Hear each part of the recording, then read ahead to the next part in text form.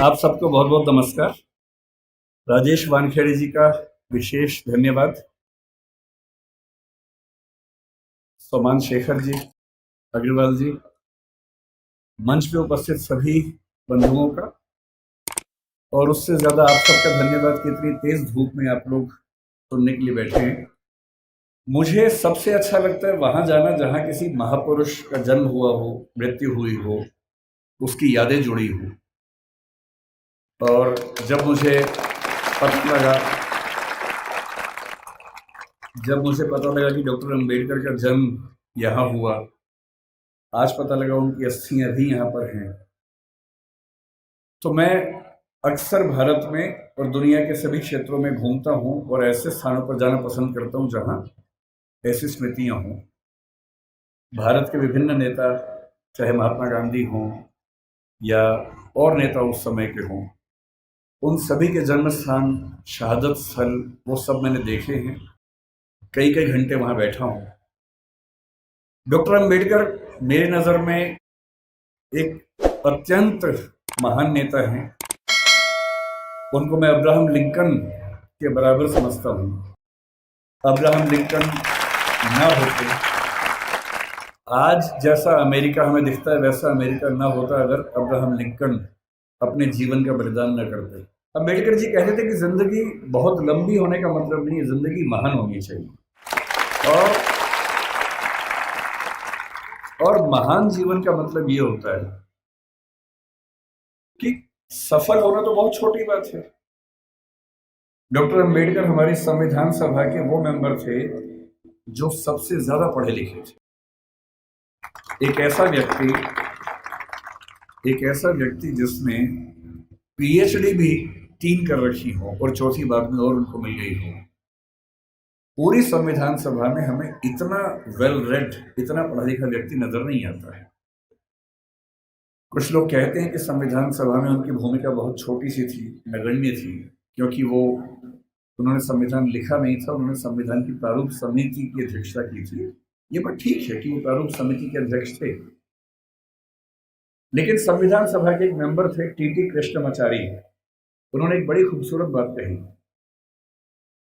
कि संविधान सभा की प्रारूप समिति में कुल 7 मेंबर थे, जिनमें से एक ने ज्वाइन ही नहीं किया, एक बीमार पड़ गए, 2 दिल्ली के बाहर थे, एक देश के बाहर चले गए, एक ने इस्तीफा दिया, तब दूसरे मेंबर को लेके आए। और कहने को 7 मेंबर से, लेकिन दरअसल केवल एक व्यक्ति के हाथ में ड्राफ्टिंग की सारी जिम्मेदारी आई, और ये कथन टीटी कृष्णमाचार्य ने संविधान सभा के भीतर दिया। और इसलिए हमें इस बात का सम्मान करना चाहिए। लेकिन आप में से अधिकांश बच्चे जिस सामाजिक परिवेश से हैं, मैं संयोग से समाज के उस परिवेश से हूं जिसमें सामाजिक विषमताओं को झेला नहीं। मेरा जन्म एक ऐसे परिवार में हुआ जो निम्न जाति का नहीं है, तो मैं सवर्ण समाज से हूँ। संयोग की बात है, तुक्के की बात है।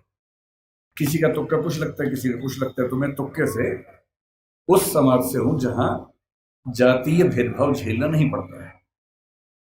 मैं बहुत गरीब भी नहीं रहा, मेरे माता पिता अध्यापक थे तो वेतन भी ठीक ही था उनका। और इसलिए मैं देखता हूं कि हमारे समाज में सामान्यतः एक राय ऐसी बन गई कि डॉक्टर अंबेडकर केवल दलित समाज के नेता हैं, उन्होंने केवल उनके लिए कुछ महान काम किए। और मेरा मानना है कि इस गलतफहमी से हमारे समाज को बचना चाहिए। डॉक्टर अंबेडकर हमारे देश के आज तक के सबसे महान नेताओं में से एक हैं, और उनकी महानता को हमें स्वीकार करना चाहिए। धूप बहुत ज्यादा है, आपकी उम्र भी बहुत कम है, इसलिए मैं गहरी बातों में नहीं जाऊंगा। डॉक्टर अंबेडकर को लेकर कुछ बहुत गहरे विवाद, गहरे संवाद हो सकते हैं। उनका गांधी जी से क्या रिश्ता था, आजादी के आंदोलन से उनका क्या रिश्ता था, मार्क्सवाद से क्या रिश्ता था, बौद्ध धर्म से उनका क्या रिश्ता था। ये सब ऐसे प्रश्न हैं जिन पर हम कई घंटे गहरी बात कर सकते हैं। लेकिन क्योंकि आप अभी स्कूल वाले बच्चे हैं, ज्यादातर आपके लिए इन विवादों में अभी उलझना ठीक नहीं है। आपके लिए जो ज्यादा महत्वपूर्ण है, मैं उस बात पे आता हूं। मैंने पिछले 1 साल में जो यात्राएं की, उसमें एक यात्रा कोलंबिया विश्वविद्यालय न्यूयॉर्क की, और वहां जाते ही मैंने अपने दोस्तों से पूछा कि भाई यहाँ डॉक्टर अम्बेडकर पढ़ते थे, कोई ऐसा मेमोरियल उनका है क्या? तो वो मुझे एक लाइब्रेरी में, जो बेसमेंट में अच्छी लाइब्रेरी, उनकी काफ़ी अच्छी लाइब्रेरी है, वहाँ लेके गए। और लाइब्रेरी में एक दरवाज़ा जहाँ अंदर रीडिंग रूम है, उसके बाहर एक बहुत सुंदर प्रतिमा उनकी लगी हुई है और साथ में काफ़ी उनके बारे में लिखा हुआ है। और मुझे बहुत अच्छा लगा कि कोलंबिया विश्वविद्यालय आज भी ये मानता है कि डॉक्टर अम्बेडकर उनके आज तक के सबसे शानदार विद्यार्थियों में से एक थे। फिर उसी के कुछ दिन बाद मैं लंदन में था, तो लंदन स्कूल ऑफ इकोनॉमिक्स वहाँ से पास ही था, करीब 2-3 किलोमीटर दूर था। संडे का दिन था, तो मैं घूमते घूमते वहाँ चला गया। बंद था वो, तो मैंने वहाँ उनके जो स्टाफ के मेंबर थे उनसे रिक्वेस्ट की कि क्या मैं अंदर केवल घूम सकता हूँ थोड़ा सा? तो बोले हाँ, घूम लीजिए। और जब मैं घूमने गया तो मैंने देखा कि बिल्डिंग में अंदर घुसने से पहले ही बाहर उन्होंने एक ही प्रतिमा लगाई है, और वो डॉक्टर अम्बेडकर की ही प्रतिमा है। तो मुझे ऐसा लगता है कि जिस भारतीय सपूत की ख्याति दुनिया में इतनी ज़्यादा है, अमेरिका में, लंदन में जहाँ वो पढ़े, वहाँ के इंस्टीट्यूशन से मानते हैं कि हमारे महानतम विद्यार्थियों में से एक वो थे। तो ऐसा क्यों है कि हमारे समाज में उनको लेकर ऐसी गलतफहमियां बहुत ज़्यादा है? आज मुझे बुलाया गया है ये कह के कि बच्चों को प्रेरणा देनी है, पर दरअसल मेरे लिए तो खुद ये प्रेरणा का समय है कि मैं एक ऐसी जगह हूँ जहाँ डॉक्टर साहब पैदा हुए, उनकी मृत्यु हुई। मैं बहुत संक्षेप में आपको ये बताना चाह रहा हूँ, क्योंकि आप में से बहुत सारे बच्चे जिस समाज में पैदा हुए होंगे, आपकी परिस्थितियां कुछ कुछ वैसी होंगी जैसे अम्बेडकर जी की थी। हालांकि वैसी नहीं होंगी, और क्यों नहीं होंगी? क्योंकि अम्बेडकर जी हो गए आपसे पहले, इसलिए आपकी स्थितियां वैसी नहीं। अगर वो ना होते तो स्थितियां वैसी होती। तो मैं आपको थोड़ा सा बताना चाह रहा हूं कि आप किस भारत की ऐतिहासिक सामाजिक परंपरा में स्थित हैं और आपकी जिम्मेदारी क्या बनती है। मैं ये भी समझाना चाह रहा हूं कि जो सदस्य आप में से या समाज के जो सुनेंगे इस वक्तव्य को, जो समाज के उस तबके से नहीं भी हैं, जो समाज के संपन्न वर्ग से हैं, उनको भी समझने की जरूरत है। जो हम थोड़ा सा समझेंगे क्या है वो। हमें किसी व्यक्ति की महानता समझने के लिए पहले ये देखना चाहिए कि उसकी प्रेरणा बिंदु क्या थे। आपको मैं प्रेरित करूं, इससे बेहतर है कि मैं आपको वही बताऊं डॉक्टर अंबेडकर के बारे में जिससे मुझे प्रेरणा मिलती है। शायद आपको भी किसी से प्रेरणा मिल जाए। और मैं ये स्पष्ट कर दूं, मैं किसी विचारधारा, किसी मान्यता, किसी वाद का अंध समर्थक नहीं हूं। मैं ना गांधीवादी हूं, ना मार्क्सवादी हूं, ना अंबेडकरवादी हूं। मैं सभी महान व्यक्तियों को पढ़ता हूं, डूब के पढ़ता हूं। अंबेडकर जी जितना पढ़ते थे उतना नहीं पढ़ पाता हूं, लेकिन तब भी काफी पढ़ता हूं। उनके बारे में तो एक ऐसी बात मैंने सुनी है, आप बार बार ताली मत बजाइए, उससे रिदम टूटेगी। ताली एक ही बार बजा दीजिएगा बाद में, है ना? अभी सुन लीजिए। मैं कल जब इंदौर आ रहा था, फ्लाइट में था, तो मैंने कुछ वीडियोस डाउनलोड किए हुए थे अम्बेडकर जी के बारे में, ये सोच के कुछ नया पढ़ने को मिले, कुछ नया सुनने को मिले, तो मुझे भी तो प्रेरणा मिले। तो एक जिक्र मैंने सुना। आप लोग धूप से परेशान तो नहीं हो रहे ज्यादा? वैसे भी धूप मेरी तरफ ज्यादा है, आपकी तरफ तो कम है, तो है ना? तो अगर मैं बोल सकता हूं तो आप सुन भी सकते हैं, ऐसा क्या है। और आप बैठे हैं, मैं खड़ा हूं, तो आपको तो ज्यादा। तो मैंने कल एक बड़ा अच्छा जिक्र सुना। वो जिक्र एक विदेशी लेखक जिन्होंने किताब लिखी इनसाइड एशिया, ये 19 मतलब अंबेडकर के समकालीन लेखक थे, जिनका नाम था जॉन गुंटर, बड़े प्रसिद्ध लेखक थे। उन्होंने लिखा कि मैं 1938 में एक बार डॉक्टर अंबेडकर के घर गया और मैं दंग रह गया। उनकी लाइब्रेरी में किताबें गिनने लगा, तो उसके बाद पता लगा कि उनके पास उस समय 8000 किताबें थी। ताली नहीं बजानी है, नहीं, सुनना है, केवल सुनना है। 8000 किताबें थी। और जिस दिन डॉक्टर अंबेडकर की 1956 में 6 दिसंबर को मृत्यु हुई, मैं जिस चीज से सबसे ज्यादा उनका प्रशंसक हूं, उस दिन उनके पास 35,000 किताबें थी। मैंने अरस्तु के बारे में सुना है, जो ग्रीक फिलॉसफी का सबसे महान चिंतक या सबसे महान चिंतकों में से एक हुआ। उसने अपने जीवन में 3000 पुस्तकें लिखी। हालांकि वो अधिकांश पुस्तकें बहुत छोटी हैं, 2 पृष्ठ, 4 पृष्ठ, 5 पृष्ठ की हैं। मैं दंग रह जाता हूँ। मेरे पास डॉक्टर अम्बेडकर का पूरा साहित्य है, वो 21 किताबों में आता है। और जब मैं उसको उठा के 5-7 दिन पहले जब पता लगा यहाँ आना है, तो मुझे लगा मैं एक बार रेफरेंस के तौर पर फिर से देख लूँ। इतना मोटा बंडल है उन किताबों का जो डॉक्टर अम्बेडकर ने केवल अपने 65 साल के जीवन में लिखी है। उनको समय कम मिला, ये ईश्वर या नियति की क्रूरता है कि उनको समय कम मिला। अगर उनको 10-15 साल और मिल जाते तो निस्संदेह हमारा देश जैसा है उससे बहुत बेहतर होता। लेकिन नियति का मामला है। मैं देखता हूं कि हमारे समाज में बहुत लोग उनका विरोध करते हैं। उनको लगता है कि ये दलितों का नेता है, ये हिंदू धर्म के बहुत खिलाफ था, ये बहुत नाराज रहता था। लेकिन उन्होंने उन परिस्थितियों को, उस बैकग्राउंड को देखा नहीं जो आज मैं आपसे डिस्कस करूंगा। आपने सुना होगा जरूर, नहीं सुना तो आप सुन लीजिए और फिर तुलना कीजिए कि आज आप जहां हैं क्यों वहां हैं। अगर अंबेडकर साहब ना होते या ज्योतिबा फुले ना होते, उसके 500 साल पहले कबीरदास ना होते, उसके 2000 साल पहले बुद्ध ना होते, तो दरअसल हम वहां नहीं होते जहां जब बैठे। क्या उन्होंने क्या झेला अंबेडकर जी ने? क्योंकि आप बच्चे हैं इसलिए मैं वही सी चीजें बताऊंगा जो आपको थोड़ा सुन के समझ में आएंगी और प्रेरणा मिलेगी आपको।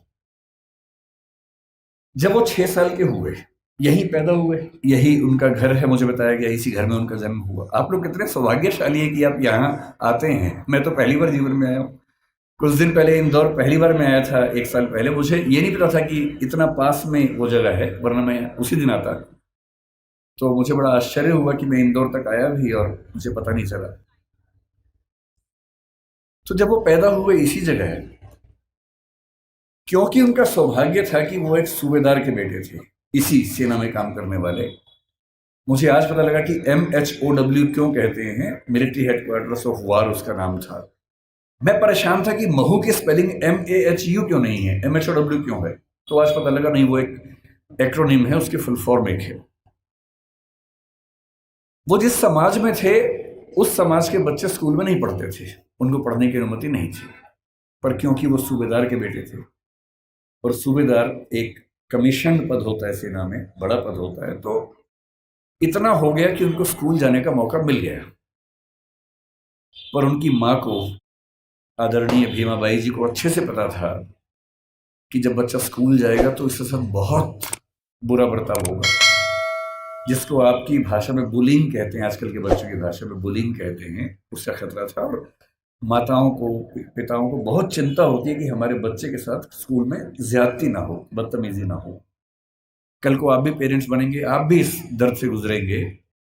ऐसे कई बच्चे होते हैं, कोई फिजिकली उतना ठीक नहीं है, कोई मेंटली उतना ठीक नहीं है। जब वो स्कूल जाते हैं बच्चे, एक तो पहले वो पीड़ित है, उसके बाद स्कूल के बाकी बच्चे उनका मजाक बनाते हैं, चिढ़ाते हैं। पेरेंट्स को इतना दर्द होता है इस बात से, लेकिन क्या करें। तो उनकी माता जी ने, भीमाबाई जी ने कहा कि देख बेटा, स्कूल जा रहा है, पहले ही समझा रही हूं, बहुत बुरे अनुभव होंगे, लड़ना मत, झगड़ना मत, विद्रोह करके छोड़ मत देना, क्योंकि पढ़ाई करोगे वो अकेला रास्ता है कि कुछ बड़ा कर पाओगे जीवन में, वरना कोई दूसरा रास्ता नहीं है। इस बात को उस छोटे से बच्चे ने मन में बिठा लिया। वो स्कूल गया। उस स्कूल में पहली बार कोई ऐसा बच्चा आया था जो समाज के अछूत कहे जाने वाले समुदाय का हिस्सा था। जो बाकी बच्चे थे बुरे नहीं थे, पर वो भी अपने अपने घर से सीख रहे थे, अपने समाज से सीख रहे थे। उनको ये पता था कि ऐसे बच्चों के साथ नहीं बैठना है, दूर रहना है। तो व्यवस्था हुई कि वो स्कूल में क्लास के सबसे अंत में, जहां सारे बच्चों के जूते चप्पल रखे हैं, उसके पड़ोस में एक दरी छोटी सी बिछा के बैठेंगे और दरी भी खुद लेके आएंगे ताकि स्कूल में कोई और व्यक्ति अपवित्र ना हो। अब सोच के देखिए, इमेजिन कीजिए उस बच्चे की हालत कि एक बच्चा है, अपने घर से दरी लेके आता है, क्लास के अंत में जहां जूते चप्पल रखे हैं उसके पास में बिछाता है, बैठता है, बाद में लेके जाता है। उसके साथ कोई खाना भी नहीं खाता है, तो वो दीवार की तरफ चेहरा करके अपना भोजन करता है जो घर से लेके आया था। उसको पानी पीने की अनुमति नहीं है। आपने ये सब नहीं झेला होगा, उस बच्चे का सोचिए। याद से केवल और केवल 110 साल पहले की बात मैं कर रहा हूँ, बहुत पुरानी बात नहीं है, 115 साल पहले की बात। उस बच्चे को पानी पीना है और स्कूल में पानी की एक ही व्यवस्था है कि जो पानी का नल है या घड़ा है उसे वो नहीं छू सकता। तो एक चपरासी है जो उसको दूर से पानी देगा तो वो पिएगा, वो घड़ा नहीं छू सकता है। और ये बात कोई और नहीं कहा है, डॉक्टर अंबेडकर ने खुद अपनी आत्मकथा लिखी है। वो उस समय छप नहीं पाई थी, छपी 1990 के आसपास है। अंग्रेजी में उस आत्मकथा के कुल 6 अध्याय हैं। उसका नाम है वेटिंग फॉर ए वीजा। ये उन्हीं की पुस्तक है। उसमें केवल 6 अध्याय हैं, जिनमें से 4 अध्यायों में उन्होंने अपने अनुभव बताए हैं और 2 में बाकियों के अनुभव बताए हैं। और जो पहला अनुभव है वो यही अनुभव है। और वो साफ लिखते हैं कि अगर किस दिन बच्चों, अभी मैं जानता हूं आप बहुत बेचैन हो गए, शरारत करने का मन भी होगा, लेकिन जिनकी बात चल रही है ना उनके सम्मान में थोड़ा शांत रहें और सुने, है ना, समझें उस बात। चंचलता इस उम्र में होती है, लेकिन थोड़ा सुन लीजिए, क्या हो गया, फायदा हो जाएगा, कुछ नया सीखोगे, है ना। आपकी उम्र से बहुत पहले अंबेडकर जी बहुत सीरियस हो गए थे, इसलिए वो अंबेडकर जी हैं। तो अब तो सीरियस हो ही जाना चाहिए। और जिस व्यक्ति की बात चल रही है उसका कितना एहसान है हम पे, आपके समाज पे विशेष रूप से, ये भी समझना चाहिए। जिस दिन चपरासी नहीं आएगा उस दिन पानी नहीं पी सकते हैं। उन्होंने एक वाक्य लिखा अपनी आत्मकथा में, नो पियन नो वाटर। उस समय ऐसी बोतलें नहीं होती थी जो भी आपको बढ़ रही थी, जिन बोतलों के लिए आप हाहाकार मचा रहे थे, उस जमाने में नहीं होती थी। उस जमाने में पियन नहीं आता था तो पानी नहीं मिलता था। उनके नंबर बहुत अच्छे है क्लास में, व्यवस्था थी कि जिसके नंबर जितने अच्छे होंगे वो उतना आगे बैठेगा, पर उनको ये ऑप्शन नहीं था कि वो आगे बैठ सके, उन्हें पीछे ही बैठना था। ये सब झेलते झेलते वो पढ़े। जब 10वीं क्लास में आए तो एक अध्यापक उनके थे, कृष्णा जी अर्जुन सेलुस्कर नाम था उनका। उन्होंने उस बच्चे को, भीमराव को, एक छोटी सी पुस्तक भेंट की जो बुद्ध की जीवनी थी, और कहा कि इसको पढ़ो। अंबेडकर कहते हैं कि उस पुस्तक को और मैं अपने अध्यापक केलुस्कर जी को जिंदगी भर नहीं भूल पाया। वही केलुस्कर जी बाद में उनको बड़ौदा के महाराज सियाजी राव गायकवाड़ से मिलवाने ले गए, वजीफा दिलवाया, फिर वजीफा बढ़ा, और जब वो एल्फिंस्टन कॉलेज के विद्यार्थी हुए तो उनको कोलंबिया विश्वविद्यालय जाने के लिए स्कॉलरशिप मिली, वहीं से मिली, बड़ौदा से मिली। 4 साल कोलंबिया में रहे और इतनी मेहनत करते थे, कोलंबिया विश्वविद्यालय से एमए और पीएचडी करने के साथ साथ लंदन स्कूल ऑफ इकोनॉमिक्स से भी एमए और पीएचडी कर डाली। और उन्होंने कहा कि मैं भी बाकी विद्यार्थियों की तरह कुछ घंटे पढ़ के बाकी मौज मस्ती कर सकता था, पर मैंने रोज 21 घंटे पढ़ना चुना ताकि मैं वो सारी सीमाएं दूर कर सकूं जो मैंने अपने समाज में देखी हैं। 17 में वो भारत वापस आए। अब देखिए स्थिति क्या होती है। जब वो भारत आए तो 4 साल अमेरिका में रहे थे, बीच में लंदन में रहे थे, तो उनको वहां जाति व्यवस्था नहीं थी, वहां कोई अछूत नहीं था। वहां भी ब्लैक्स की दिक्कत थी, अश्वेतों की दिक्कत थी, पर क्योंकि वो अश्वेत नहीं थे इसलिए वो दिक्कत उन्होंने नहीं महसूस की। तो उन्होंने 4 साल देखा कि एक समानता का व्यवहार उनके साथ हुआ, तो वो उसके अभ्यस्त हुए। अब भारत आए, बड़ौदा महाराज के साथ जो सहमति थी वो ये कि जब वो पढ़ के आएंगे तो बड़ौदा सरकार में सिविल सेवक बनेंगे, दीवान बनेंगे। अब सोच के देखिए क्या हुआ उनके साथ। वो व्यक्ति बंबई से बड़ौदा आया, और जब बड़ौदा आया तो उसको लगा कोई तो लेने आएगा, क्योंकि वो महाराज के सिविल सर्वेंट थे। स्टेशन पर कोई लेने नहीं आया उनको, क्योंकि उनका समाज पिछड़ा हुआ था। तो कोई बात नहीं, उतरे, सोचा कि अब कहाँ रहूं। उनको अंदाजा था कि जो हिंदू समाज की धर्मशालाएं हैं, होटल से, वहां उनको अनुमति नहीं मिलेगी, क्योंकि वो अस्पृश्य माने जाते हैं। तो काफी ढूंढने के बाद उनको एक पारसी धर्मशाला मिली। ये सब बातें अंबेडकर जी ने अपनी जीवनी में लिखी है, आत्मकथा में, वहीं से बता रहा हूं आपको, उन्हीं की लेखनी है। क्योंकि पारसी धर्म में तो जाति व्यवस्था नहीं है, तो उनको लगा यहां शायद शांति मिलेगी। वो पारसी धर्मशाला में गए, वहां कमरा लिया। एक ही कमरा था, बड़ा बहुत बुरी हालत में कमरा था, फर्नीचर से भरा हुआ गोदाम जैसा कमरा, उसी के कोने में रहने की व्यवस्था हुई। तो रहने लगे। कुछ देर के बाद उस धर्मशाला का जो केयर टेकर था, वो गुस्से में आया और उसने कहा कि तुम पारसी नहीं हो। उन्होंने कहा नहीं, मैं तो पारसी नहीं हूं। तो बोले बताया क्यों नहीं? बोले आपने पूछा नहीं, मैं क्यों बताऊं? लेकिन उस धर्मशाला में कई महीनों से शायद कोई आया ही नहीं था, हालत खराब थी। तो फिर सहमति बनी कि यार तुम ना रजिस्टर में कोई पारसी नाम लिख दो, मैं मैनेज कर लूंगा। और बोले मुझे कुछ दिन में घर मिल ही जाएगा, मैं फिर वहां शिफ्ट हो जाऊंगा। तो एक पारसी नाम कुछ रख के काम चलाया।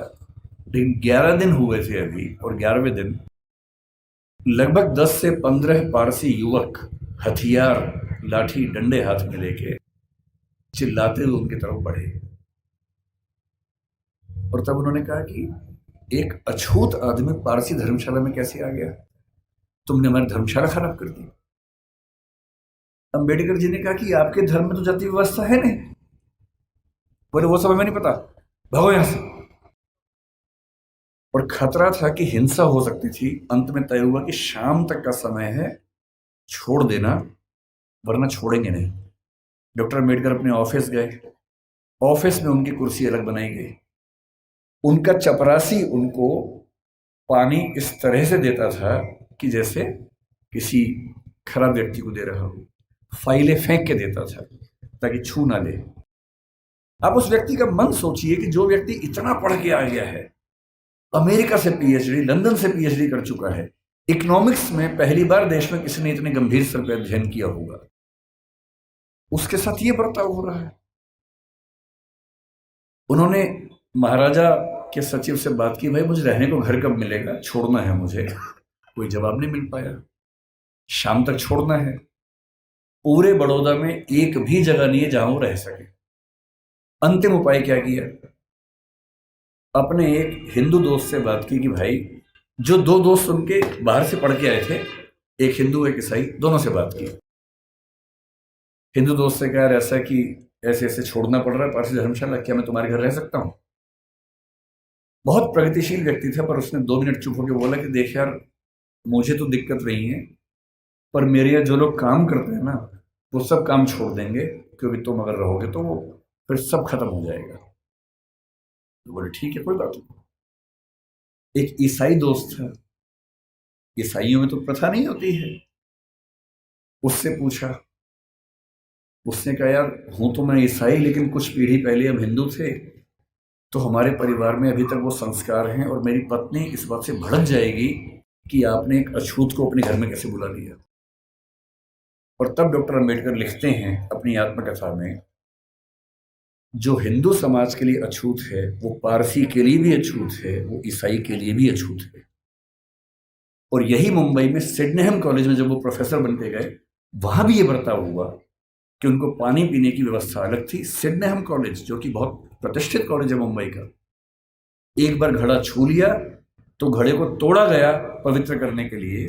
और तब उनको फिर ये लगा कि ये अलग अलग धर्म जो दावा करते हैं कि हम समानता वाले धर्म हैं, उन सबका ऐसा बर्ताव क्यों है। फिर एक घटना लिखते हैं अम्बेडकर जी अपनी आत्मकथा में। एक बार वो नासिक से औरंगाबाद जा रहे थे निजी यात्रा पे कुछ दोस्तों के साथ।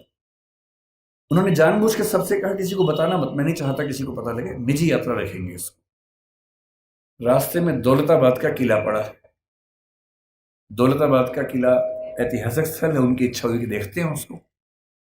तो 7-8 दोस्त खूब धूल मिट्टी झेलते हुए वहां पहुंचे। किसी को बताया नहीं था। जब पहुंचे तो वहां एक पानी का हौद था जहां पर लोग हाथ मुंह धो लेते हैं। इन सब ने वहां पर हाथ मुंह धो लिया। इतने में वहां कुछ मुस्लिम युवक गुस्से में आए हथियार लेके। उनको किसी ने बता दिया था कि ये लोग अछूत समुदाय से हैं, और लड़ने लगे उनके साथ। अम्बेडकर जी ने उनको समझाया, डांटा, कहा भाई तुम तो मुसलमान हो और तुम्हारा धर्म तो कहते कि हम सब बराबर हैं। वो बोले वो सब बेकार की बात है, तुमने हमारा ये अपवित्र कर दिया है। और हालत ये आ गई कि अम्बेडकर जी को लगा कि अब हिंसा भी हो सकती है, और ऐसा ना हो कि कुछ बड़ा नुकसान हो जाए। किसी तरह से वहां से जान बचा के, हालांकि बाद में उनको देखने की परमिशन मिली, किला देखा, वापस आए। और उस दिन उन्होंने लिखा भी डायरी में, जो हिंदू पारसी ईसाई के लिए अछूत है, वो मुसलमान के लिए भी अछूत है। आप अनुभव सोचिए उस व्यक्ति के, जिसको समाज के सब समुदाय गाली दे रहे हैं। इतना पढ़ने के बाद, जो बड़ौदा के राजा का सैन्य सचिव रह चुका है, जो व्यक्ति सिडनेहम कॉलेज में असिस्टेंट प्रोफेसर रह चुका है, और वो लगातार कोशिश कर रहे हैं कि इस समाज के भीतर हमें एक्सेप्टेंस मिल जाए, हमारे समाज को एक्सेप्टेंस मिल जाए। उनके मन में आता नहीं होगा कि अगर वो वापस चले जाते इंग्लैंड, 1 साल के लिए फिर से गए भी थे, अगर वो चाहते तो अमेरिका में, इंग्लैंड में, दुनिया भर के सबसे अच्छे इंस्टीट्यूट्स में, यूनिवर्सिटीज में प्रोफेसर बन के शानदार जिंदगी गुजार सकते थे। क्या कमी थी उनके जीवन में? पर उनको एक बात हमेशा लगती थी कि अगर मेरे समुदाय में संयोग से मैं पढ़ लिख गया हूं, उनके परिवार के 14 बच्चों में वो 14वें बच्चे थे, और उनके खानदान का, उनकी जाति का, समुदाय का पहला बच्चा था जिसने 4th क्लास पास की थी। उनको एक ही बात लगती थी कि मैं अपनी जिंदगी तो शानदार बना के गुजार सकता हूं, बड़ी बात नहीं है। पर नियति ने, इतिहास ने मुझे एक ऐसा मौका दिया है कि यदि मैं अपने निजी सुख दुख भूल जाऊं और रात दिन 24 घंटे अपने समाज के विकास में ताकत लगा दूं, तो हो सकता है कि मेरी वजह से हजारों, लाखों, करोड़ों उन व्यक्तियों को बेहतर जिंदगी मिले जिनकी जिंदगी मानवीय जिंदगी तो नहीं है, कई मामलों में पशुओं से भी बदतर जिंदगी है। और इसीलिए मैं कहता हूं कि जो बोधिसत्व शब्द है वो दरअसल वैसे ही व्यक्तियों के लिए बना हुआ है। बोधिसत्व क्या होता है? महात्मा बुद्ध के बारे में कहते हैं कि जब उनको मोक्ष मिल गया, बुद्ध मानते थे कि जीते जी भी मोक्ष मिल सकता है, कहते हैं कि उनको मोक्ष मिल गया। अब जब उनको मोक्ष मिल गया तो वो मुक्ति में जाके आनंद में रह सकते थे, पर उन्होंने कहा कि नहीं, इस समाज में, इस दुनिया में इतने लोग दुखी हैं, इतने लोग परेशान हैं। उनके अंदर बहुत करुणा थी। उनको लगता था कि जब तक दुनिया में एक भी व्यक्ति दुखी है, परेशान है, तब तक मैं अकेला मोक्ष लेकर क्या करूंगा। उन्होंने अपने मोक्ष को स्थगित कर दिया और कहा कि मैं लगातार प्रयास करूंगा कि मेरे साथ साथ सभी को मुक्ति मिले। और तब से बुद्धिज्म में कंसेप्ट आया कि जो व्यक्ति अपनी मुक्ति के लिए अर्ह है, एलिजिबल है, उसके बाद भी मुक्त नहीं होना चाहता, क्योंकि वो चाहता है कि मैं सबको मुक्त करके मुक्त होऊंगा, उसको बोधिसत्व कहते हैं। और इस समाज में यदि कोई सच्चा बोधिसत्व हुआ है तो डॉक्टर अंबेडकर हैं। इस बात को हमें ईमानदारी से मानना चाहिए। इतने बुरे अनुभवों से गुजरने के बाद इस व्यक्ति को गुस्सा क्यों नहीं आएगा? इस व्यक्ति के अंदर नफरत पैदा क्यों नहीं होगी? ऐसा ही हुआ था 1848 में ज्योतिराव फूले के साथ। फूले अंग्रेजी माध्यम से पढ़े हुए व्यक्ति थे, और जब पढ़ाई खत्म हुई उनकी 1847 में, 1848 में उनके एक मित्र ने, जो कि उच्च जाति का था, कहा कि मेरी शादी है तो मेरी शादी में आना। इनको भी लगा ठीक है, चलता हूं। उसी शादी में चले गए। उस शादी में वो गए और दूल्हे के माता पिता ने जैसे ही देखा कि एक अवर्ण व्यक्ति विवाह में आ गया है, इतना खराब से उनको लताड़ा, इतना अपमान किया। और ज्योतिराव फूले कहते हैं कि वही मेरा टर्निंग पॉइंट था। मुझे इस अपमान और इस जिल्लत से सिर्फ खुद को नहीं, अपने समाज के हर व्यक्ति को बाहर निकालना था। और इसलिए 1848 में उन्होंने पहली बार लड़कियों का स्कूल खोला, अपनी पत्नी को पढ़ाया, देश के इतिहास में पहली बार लड़कियों की पढ़ाई लिखाई की व्यवस्था की। आज ये जो बच्चियां बैठी हैं, अगर फूले न होते तो आज आप घर के अंदर चौका कर रही होती, चूल्हा चौका कर रही होती, यहाँ ना बैठी होती।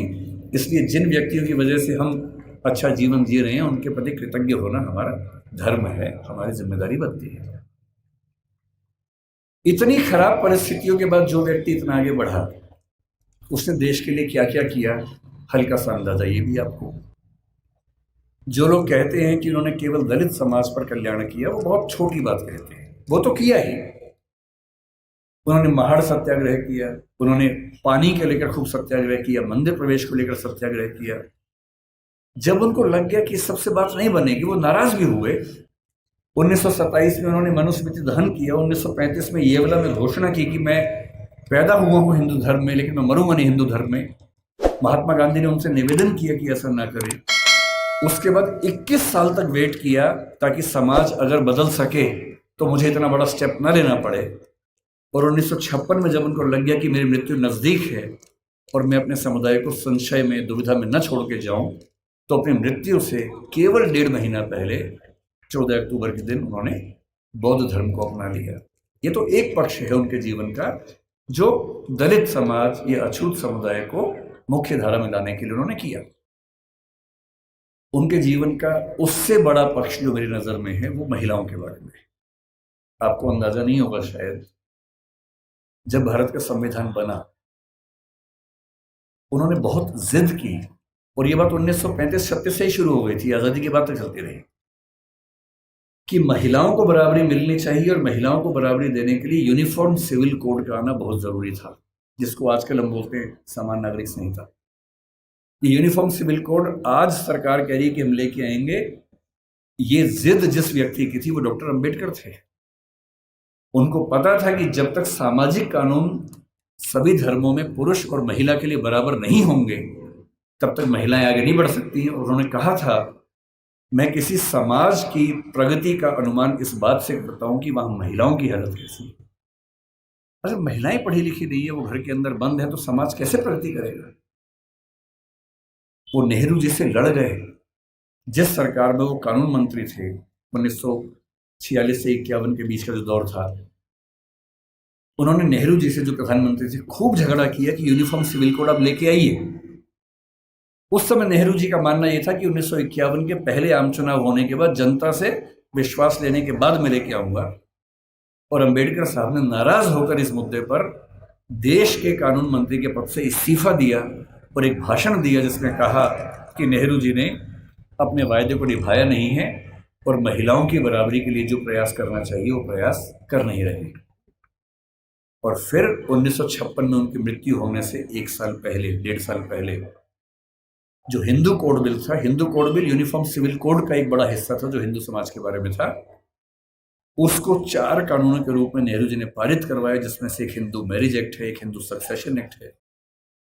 और यदि आज हिंदू समाज की महिलाओं को वो सारे अधिकार मिल पाए हैं जो हिंदू पुरुषों को मिलते हैं, तो उसके पीछे जिम्मेदार सबसे बड़ा यदि कोई एक व्यक्ति है तो वो डॉक्टर अंबेडकर है। इसलिए भारत की महिलाओं को,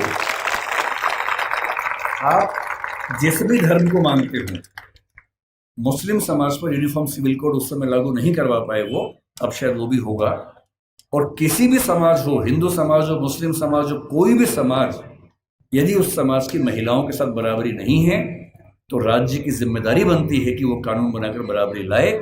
और ये विचार मुख्य रूप से अंबेडकर जी का ही था, जिसकी वजह से आज हम यहाँ खड़े हैं। तीसरी बात, लोग कहते हैं कि आज़ादी के संघर्ष में उन्होंने इतना साथ नहीं दिया।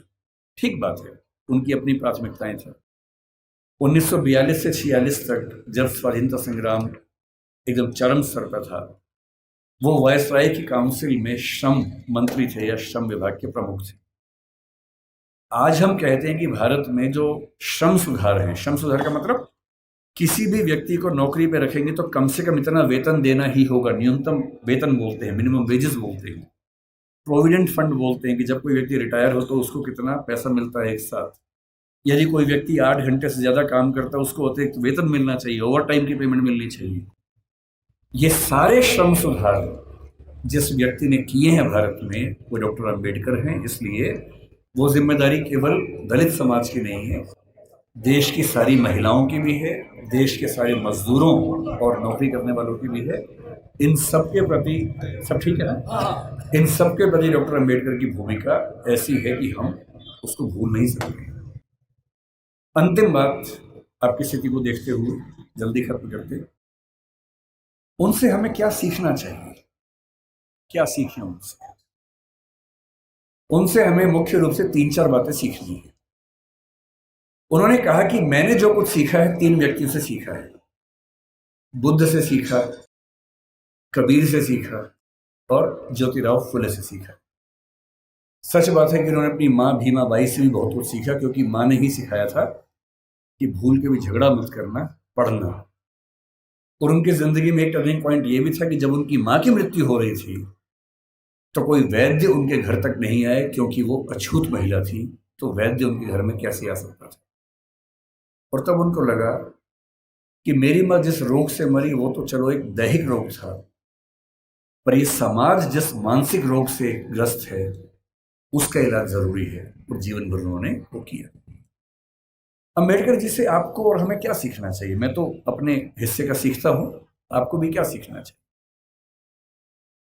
देखिए, जो समाज का वंचित समुदाय है जिसमें हम में से अधिकांश लोग आते हैं, आपको समानता की स्थिति में आना है।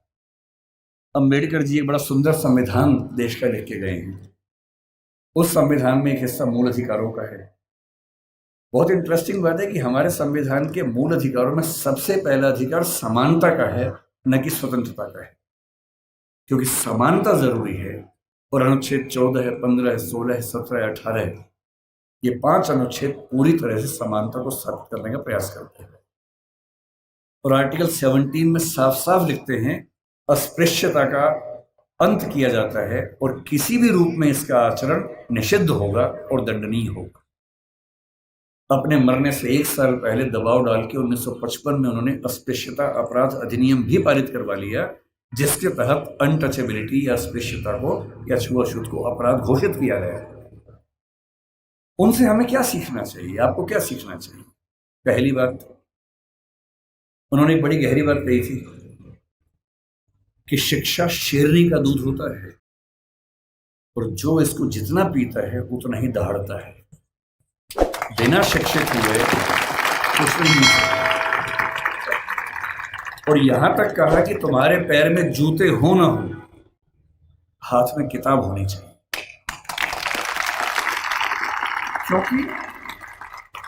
क्योंकि एक जीवन में अगर आप चाहते हैं कई जीवन के बराबर जिंदगी जी के आगे बढ़ना, उसका एक ही रास्ता है, किताबें, पढ़ाई। इसके उदाहरण खुद डॉक्टर अम्बेडकर हैं। आपके समाज के पास ना उतना पैसा है, ना उतनी जमीन है, ना उतनी संपत्ति है, ना उतना रसूख है, ना उतनी पॉलिटिकल ताकत है। जिन समुदायों, जिन परिवारों के पास ये सब नहीं होता, उनके पास आगे बढ़ना एक ही रास्ता बचता है, वो है शिक्षा, तालीम।